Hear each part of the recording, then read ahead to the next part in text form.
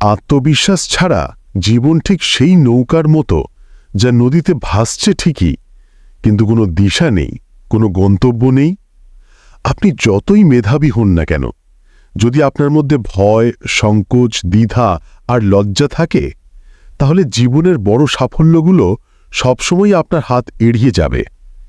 আজকের গল্পটি আপনাকে শিখাবে কিভাবে ভয়কে জয় করতে হয়, কিভাবে আত্মবিশ্বাস গড়ে তোলা যায়, এবং কিভাবে একজন লাজুক, দুর্বল, অপদার্থ বলে পরিচিত ছেলে শেষ পর্যন্ত হয়ে ওঠে একজন সফল, শক্তিশালী এবং প্রভাবশালী মানুষ। গল্পটি শেষ পর্যন্ত দেখুন, কারণ আজকের গল্পের শেষে যে শিক্ষা আছে তা হয়তো আপনার ভবিষ্যৎটাই বদলে দিতে পারে। এক সময়ের কথা, এক ব্যস্ত শহরে থাকতেন একজন লবণ ব্যবসায়ী। তার ছোট্ট পরিবার, এক স্ত্রী, 2 ছেলে। ছোট ছেলে ছিল প্রাণবন্ত, হাসি খুশি, আত্মবিশ্বাসী, ঝড়ের মতো কথা বলতে পারে, মানুষের সাথে মিশতে তার কোনো সমস্যা নেই। কিন্তু বড় ছেলে, সে ছিল পুরোপুরি বিপরীত। চুপচাপ, ভীষণ লাজুক, সামান্য প্রশ্ন করলেই মাথা নিচু করে দাঁড়িয়ে থাকে। মানুষ তাকে নির্বোধ ভাবত, কারণ সে কথা বলতে ভয় পেত, উপস্থিত বুদ্ধি প্রকাশ করতে পারত না, অভিযোগও করত না। বাবা তার এই ভীরু স্বভাব দেখে হতাশ হতেন, বকাঝকা করতেন, আর প্রতি বকাঝকায় ছেলেটির আত্মবিশ্বাস আরও একটু করে ভেঙে যেত। সময় যেতে লাগল, ছেলেটি বড় হল, কিন্তু তার ভয়ও বড় হতে লাগল। পরীক্ষার সময় হাত কাঁপত, জবাব জানলেও লিখতে পারত না, ক্লাসে মুখ খোলার সাহস ছিল না। ফলাফল, সে ধীরে ধীরে পিছিয়ে পড়তে লাগল। যুবক বয়সে পৌঁছলে বাবা বললেন, তুমি বড় ছেলে, আমার সঙ্গে দোকানে কাজ করতে হবে। মনে ভয়, বুক ধড়ফড় করছে, তবুও সে রাজি হল। কিন্তু অসংখ্য ভুল করতে লাগল। কাস্টমারের সাথে কথা বলতে পারত না, হিসাব ভুল করত, এমনকি দাম বলতেও গলা কাঁপত। বাবা আরও রেগে যেতেন, আর ছেলেটির আত্মবিশ্বাস আরও মাটির নিচে নামত। একদিন বাবা দোকানের বাইরে গেল, আর ঠিক তখনই কয়েকজন ধূর্ত লোক এসে বলল, তোমার বাবা আমাদের পাঠিয়েছেন সব লবণের বস্তা নিয়ে যেতে। ছেলেটি সন্দেহ পেলেও প্রশ্ন করতে ভয় পেল, নীরবে বিশ্বাস করল, আর চোখের সামনে পুরো দোকানের মাল নিয়ে গেল প্রতারকরা। বাবা রাতে ফিরে এসে দেখলেন দোকান খালি। রাগে, দুঃখে, হতাশায় তিনি চিৎকার করে উঠলেন, অপদার্থ, তুই আমার সব শেষ করে দিলি, যা, আমার চোখের সামনে থেকেও চলে যা, আর কখনো এই ঘরে ফিরে আসবি না।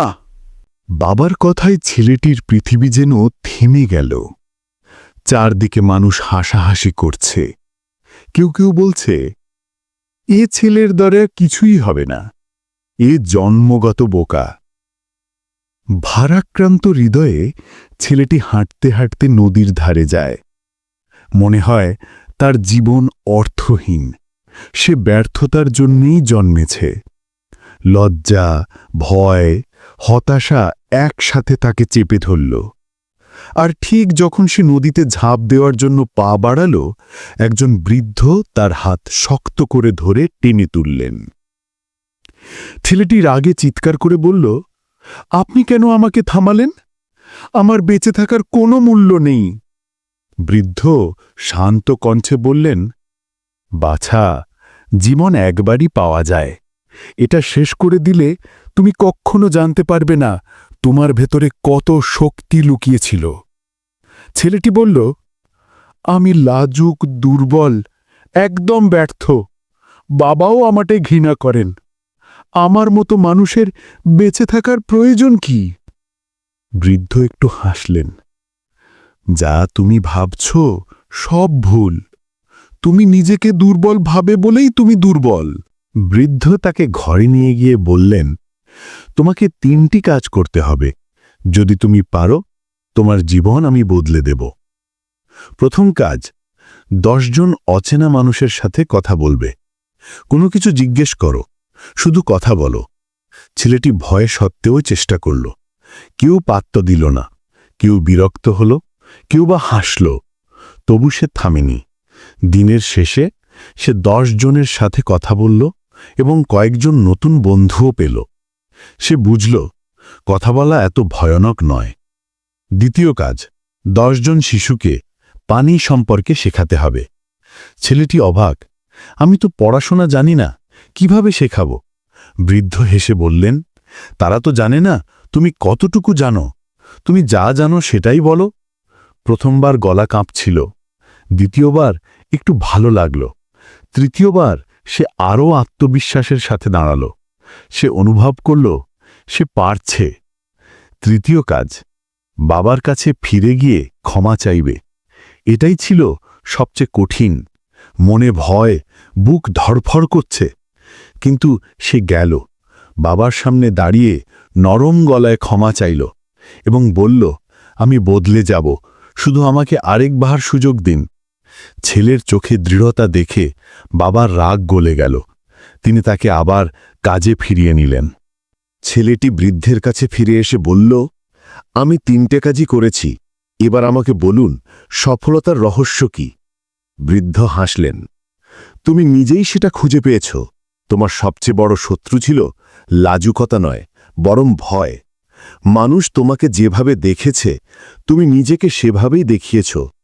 তুমি যখন সাহস করে মানুষের সাথে কথা বললে, শিশুদের কিছু শেখালে, তোমার বাবার সামনে দাঁড়ালে, তুমি ভয়কে হারিয়েছ। আর একবার ভয়কে হারাতে পারলে আত্মবিশ্বাস জন্ম নেয়। ছেলেটি সেই দিন থেকে বদলে গেল। সে আর আগের মতো চুপচাপ, ভীত, দুর্বল ছিল না। কিছু বছর পরে সে হয়ে উঠল একজন সফল, পরিচিত ব্যবসায়ী, যাকে সবাই সম্মান করত তার বুদ্ধিমত্তা, নেতৃত্ব এবং আত্মবিশ্বাসের জন্য।